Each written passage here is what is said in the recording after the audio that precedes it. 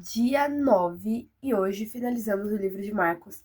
Graças a Deus, metade do nosso plano foi concluído, metade dos evangelhos, 2 de 4, foram lidos. Antes de tudo, antes de começar a falar qualquer coisa, eu queria dizer que é muito importante que todos os vídeos você olhe a descrição do vídeo, porque sempre que tiver alguma coisa importante, como por exemplo hoje, a justificativa dessa ausência de vídeos, eu vou deixar a explicação toda na descrição do vídeo, para não tomar muito tempo do vídeo, como está acontecendo neste exato momento. Estou um pouco gripada, espirrando bastante, estou usando esse lenço bonitinho. Mas agora que já estou mais calma, já estou com uma rotina melhor, vim aqui gravar o vídeo. E ainda esse mês, gente, era pra durar um mês, durou 2, mas desse mês não passa. A gente vai terminar esse plano de leitura em nome de Jesus. Como eu disse, mais informações, se você quiser uma explicação melhor, mais detalhada, vai estar tudo na descrição do vídeo. Então, bora pro vídeo em si. O que nós lemos nessa parte, nesse final de Marcos, tem muitas coisas que a gente já leu, e eu queria dar uma ênfase maior no capítulo 14, o começo do capítulo 14, que é quando Jesus é ungido. E é uma palavra muito interessante, fala muito comigo. Mas como não é uma palavra tão que tome tanto tempo assim, e também não é só o capítulo 14 que a gente leu, eu vou deixar pra falar mais pro final do vídeo, mas tecnicamente esse é o foco do vídeo. No capítulo 13, fala sobre o fim dos tempos, e acho que foi no dia 12, se eu não me engano, eu já fiz o vídeo todo sobre isso. Então eu não vou voltar nesse assunto, porque já tem vídeo. Os vídeos anteriores. Não, foi no dia 8 que eu tava no ônibus. Lembrei. Então a gente não vai falar muito sobre isso, porque eu já falei. Basicamente, resumindo, fala pra vigiar e orar, porque ninguém sabe o dia nem a hora. A parte da crucificação de Jesus, morte e ressurreição, é uma parte muito complexa. Eu acho que seria interessante fazer um vídeo só sobre isso. Mas é claro que eu não posso passar assim, batido, porque é um assunto muito importante. Toda a nossa fé se baseia na ressurreição de Cristo. Sem isso, toda a nossa fé é morta, porque o fato dele ter ressuscitado faz com que tudo que ele disse anteriormente em vida seja verdade. É como se a morte e a ressurreição dele fosse a confirmação e provasse que tudo é real. Tudo que ele falou, tudo que ele pregou, tudo que ele fez, tudo que ele viveu foi real, é verdadeiro, e ele é o Cristo, Filho do Deus vivo. Em Mateus 5, que fala das bem-aventuranças, eu falei um pouco sobre isso, de que sempre é uma situação de sofrimento e sempre há uma recompensa, mas não é um sofrimento qualquer, é um sofrimento por Cristo. E Cristo Jesus veio nessa terra justamente para provar isso pra gente.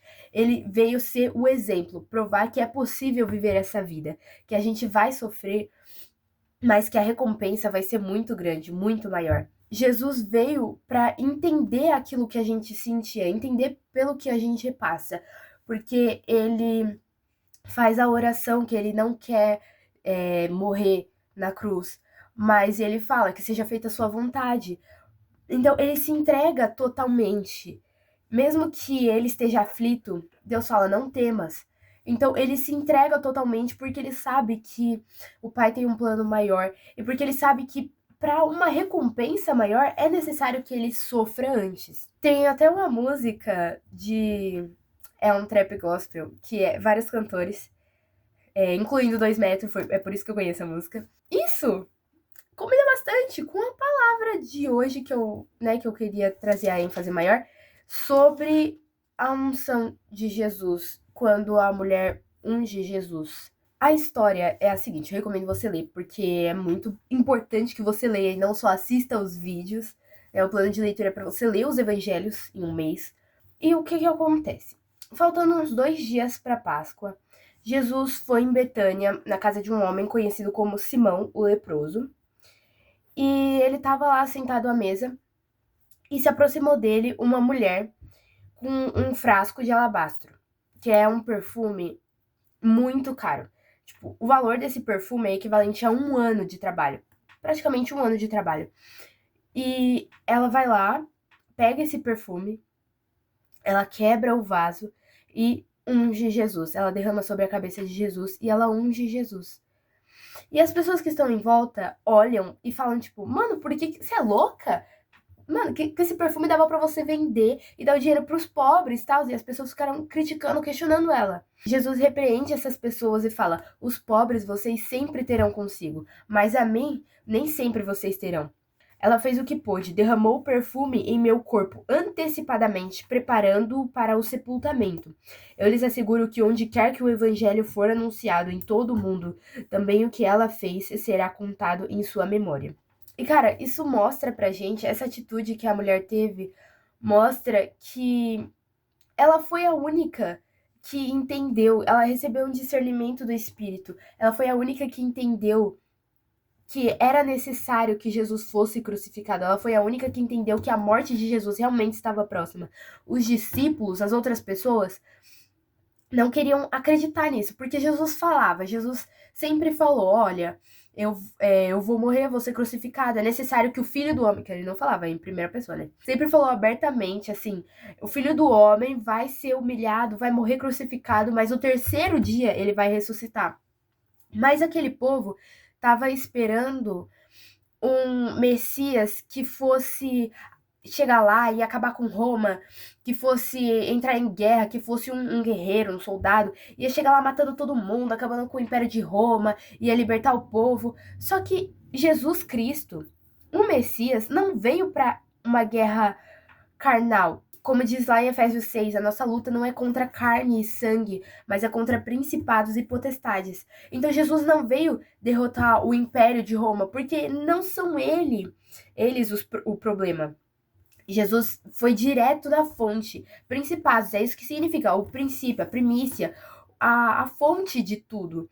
Então Jesus queria ir direto da fonte, ele não ia acabar com o Império Romano, porque não ia resolver nada, o pecado ia continuar, as pessoas iam continuar sendo condenadas ao inferno. Mas a partir do momento que Jesus foi lá, se entregou, ele morreu na cruz, os nossos pecados foram perdoados. O véu que separava, eu já falei sobre isso, tem aquela música Emaús, e o véu que separava já não separa mais, o véu foi rasgado. Agora a gente tem livre acesso ao Pai. Você entende o peso disso? Essa mulher também nos mostra que é necessário se entregar completamente. Tipo, não importa o preço do perfume derramado, da presença vale mais, tem uma música que fala isso. E fala justamente sobre isso, cara. Não importa o preço do perfume derramado, a tua presença vale mais. O que pro mundo é perda, pra mim é ganho. Tem uma música do José Júnior que fala isso. Tem muitas músicas. Hoje eu tô cheia das músicas, hein? Mas, cara, Jesus mostra que o que o mundo considera como perda, as pessoas estavam falando que essa mulher estava desperdiçando, que ela poderia ter vendido e dado aos pobres, ela tá desperdiçando, nossa, ela podia fazer tantas coisas, mas ela tava gastando com Cristo, gastando com Jesus. E Jesus vai lá e nos mostra que para o mundo é perda, mas para mim é ganho, tipo, você não tá perdendo nada, você não tá gastando nada, você tá investindo. Cara, com Cristo nada é perda. Cara, renúncia não é sinônimo de perda. Renúncia não é sinônimo de fraqueza. Mano, você tá investindo em um tesouro muito maior, que é no céu. E fala justamente isso em Mateus 6, um pouco antes do 25, eu não lembro exatamente, vai estar antes do versículo 25. Pra você não investir em tesouros na terra, mas investir em tesouros no céu. As pessoas podem pensar que eu tô perdendo a minha adolescência, que eu tô gastando com coisas inúteis, digamos assim, mas, cara, eu não tô gastando nada, eu não tô perdendo nada. Pro mundo é perda, pra mim é ganho. Acho que eu já falei também sobre a ressurreição e tal. Não vou voltar muito nesse assunto, mas quando Jesus aparece aos discípulos, ele fala muitas coisas que eu queria que vocês lessem. Tá lá no finalzinho de Marcos, né? Marcos 16, do 15 em diante, mas especificamente o versículo 15, que, cara, sinceramente, eu acho que é meu versículo preferido de toda a Bíblia. Se fosse pra escolher um, eu escolheria esse. Tá escrito assim: E disse-lhes: Vão pelo mundo todo e preguem o evangelho a todas as pessoas. Eu fiz um vídeo sobre isso não consegui editar e postar, porque foi num período que o meu celular tava com problema e tal, mas eu consegui recuperar o vídeo. Eu vou, quando terminar esse plano de leitura, ele já vai estar editado e eu vou postar ele. Mas, mano, basicamente, eu falo exatamente sobre isso no vídeo. E tipo, cara, se você acredita que Jesus ressuscitou dos mortos, se você acredita que Jesus veio pra te livrar do inferno, pra te salvar, o que que você faz com essa informação? Mano, seria muito egoísmo da minha parte eu saber que eu tenho um pai, eu saber que eu tenho alguém que pode suprir a minha carência. O único que pode fazer isso, na verdade. Eu saber que eu tenho alguém que veio pra me livrar do inferno, que veio pra me tirar dessa vida de condenação e me trazer pra glória do Pai. Alguém que rasgou o véu para que eu pudesse ter livre acesso ao Pai, alguém que me trouxe de volta ao lugar que eu pertencia originalmente, alguém que me colocou de novo na posição de filho. E eu não compartilho isso. Cara, não dá pra viver como você vive bem, como você convive com essa informação, como você vive a sua vida normalmente, sabendo que o seu irmão, seu amigo, a pessoa que senta do seu lado na escola, não tem acesso a essa informação, sabendo que essa pessoa vai ser queimada no inferno. É eternidade. É condenação eterna. Você vai passar a eternidade ao lado do Pai, você tá feliz sabendo que seu amigo vai passar a eternidade no inferno porque ele não conhece a palavra, sabendo que você tem a palavra e você pode e deve levar a palavra até ele. Você tá bem com isso? Se a resposta foi sim, você ainda não entendeu o peso dessa mensagem. Mas era basicamente isso que eu tinha pra falar. Esse quadrinho aqui, mó bonito. Eu vou deixar ele no fundo do vídeo agora. Ele tava aqui do lado, mas aí eu vi que tava meio vazio, vou deixar ele aqui.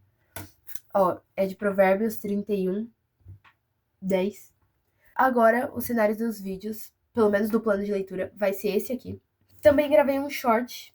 Não sei dizer se eu vou postar o short antes desse vídeo ou depois desse vídeo. Mas, independente de quando, eu vou colocar aqui na descrição. Então, se não tá na descrição que eu ainda não postei, olha daqui uns dias. Eu vou me apressar quanto aos vídeos pra tá postando o mais rápido possível, porque o prazo já acabou faz tempo. Agora é no excuses, sem desculpa. Então, se eu não postar, é pura preguiça. Pode falar aí nos comentários, viu? Então, até o dia 16 e falou!